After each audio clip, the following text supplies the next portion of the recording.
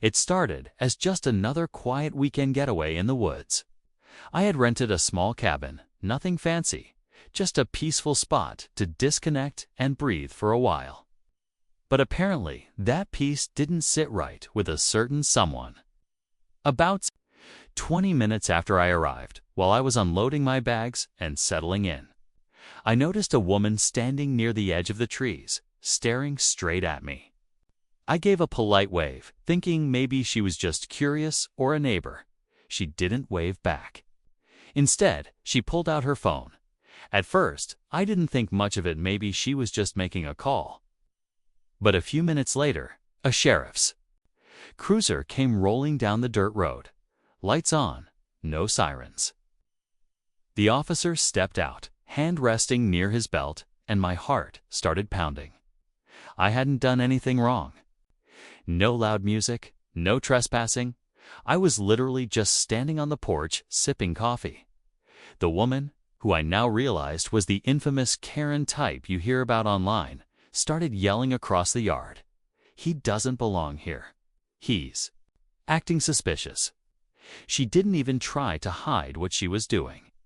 Her voice was loud enough that the officer gave her a sharp look and calmly told her to wait by her car. He walked toward me, and I braced myself for the worst. But instead of asking for my ID or questioning me, the officer suddenly stood at attention. Then he saluted. I was too stunned to speak. He said, "Major General, it's an honor to meet you, sir." Karen's face went completely pale. Now, you're probably wondering, how did we get here? Who exactly am I? And why would a cop salute me in the middle of the woods after being called on by someone who thought I didn't look like I belonged? Trust me, the story behind this moment is a lot deeper than you'd expect. From my past in uniform to what happened next with that officer and Karen, things took a turn no one saw coming. Stick around, because this story is just getting started. I didn't say anything at first. I just stood there, confused, coffee mug still in my hand. The officer's eyes locked on mine with a mix of respect and surprise. He repeated, "I recognized your face from the academy wall. I studied your strategies in tactical operations. You're Major General Walker, right?" That's when it hit me. He wasn't guessing. He knew exactly who I was. Now, I've been retired for a couple of years. After 3 decades in the military, I was used to life being quiet. I purposely chose this cabin because it was off the grid. No neighbors, no interruptions, just trees, birds, and peace.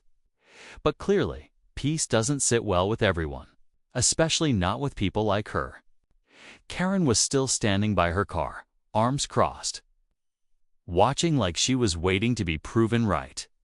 She said, "You were breaking into the cabin," the officer said with a tired shake of his head.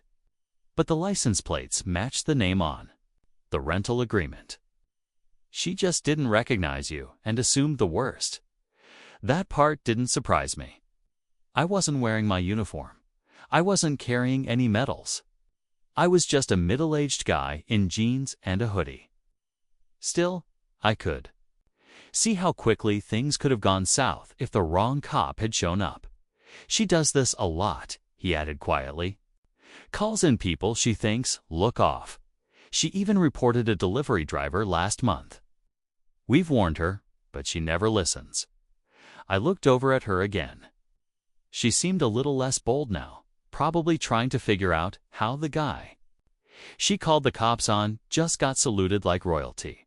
But there was something else going on here. Something that didn't quite sit right with me. The officer glanced back at her, then leaned a little closer. "Off the record, sir. There's been some talk in the area. Break-ins, people watching cabins. And she's not the only one keeping an eye out, just maybe not for the right reasons." That's when I realized this wasn't just a misunderstanding. Something deeper was going on in these woods. And somehow, I was already in the middle of it. The officer's warning stuck with me long after he drove off. He gave Karen one last stern look before getting back in his cruiser. And she didn't say another word, just climbed into her SUV and sped off like nothing happened. But I could feel her eyes on me, even after she was gone. That kind of nosy. Bitter energy doesn't just vanish. I watched the tree line for a while, thinking about what the officer said. Brykeens? People watching cabins. That wasn't random chatter, that was a pattern. Okay. And somehow, this cabin, this weekend, and now, me, were tangled up in it.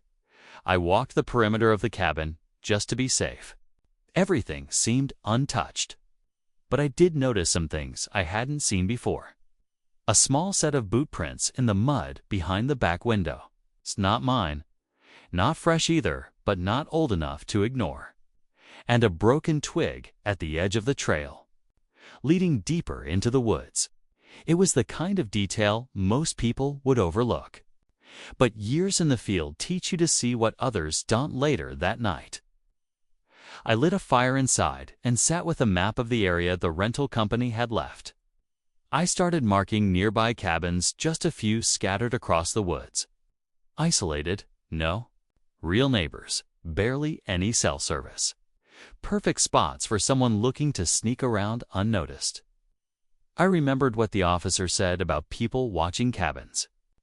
Why, who were they watching, and what were they looking for? The strange part was, this area wasn't known for crime.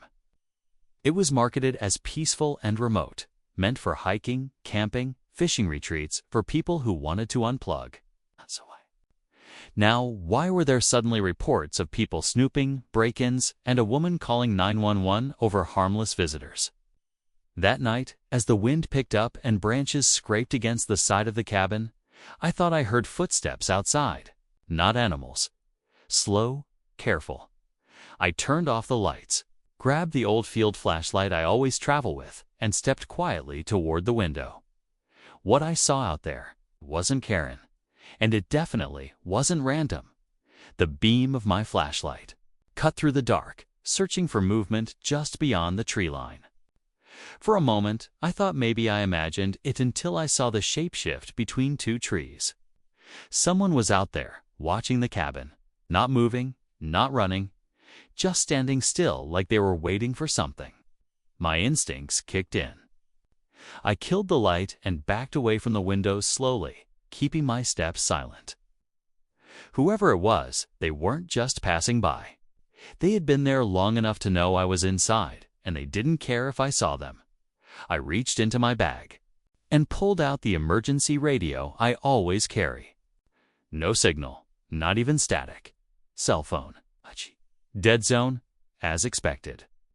I checked the door locks and then stood in the center of the cabin, every light off, heart steady but alert. This wasn't paranoia. This was experience. Someone was testing me, pushy, to see if I'd panic or come outside. I moved to the back window, where I'd seen the boot prints earlier. This time, the faint crunch of a branch breaking reached my ears.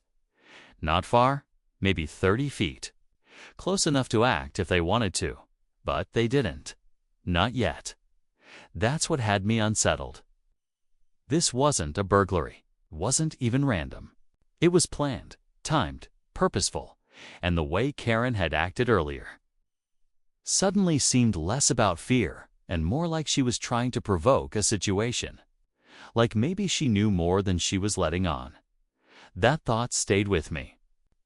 What if she wasn't just some nosy neighbor? What if she was part of something bigger?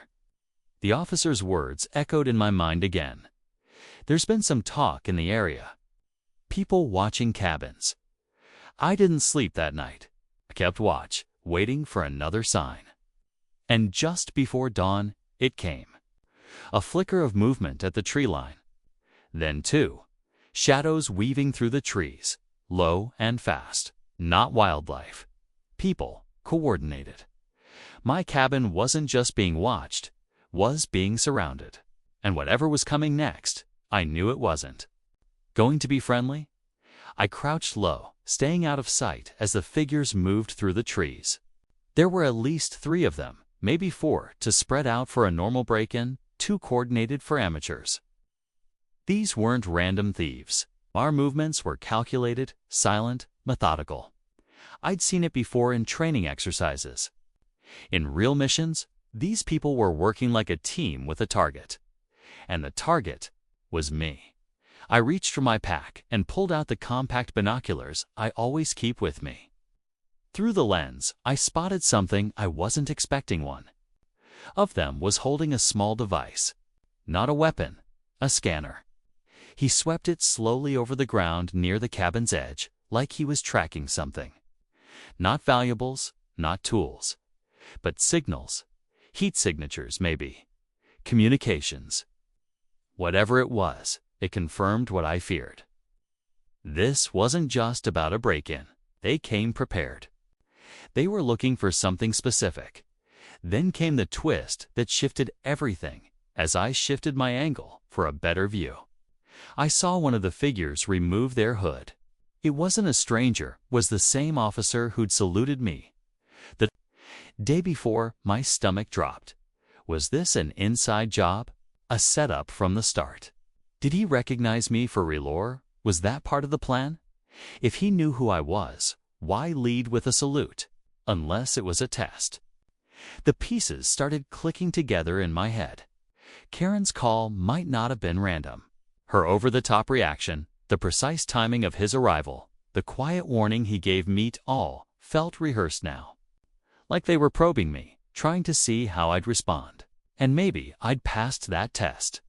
Or maybe I hadn't. But either way, I wasn't dealing with one curious neighbor and a random patrol anymore. I was deep in something else. Something organized, maybe covert, maybe personal. The trees grew still again, like the forest itself was holding its breath. I knew the moment to act was coming fast, but first, I had to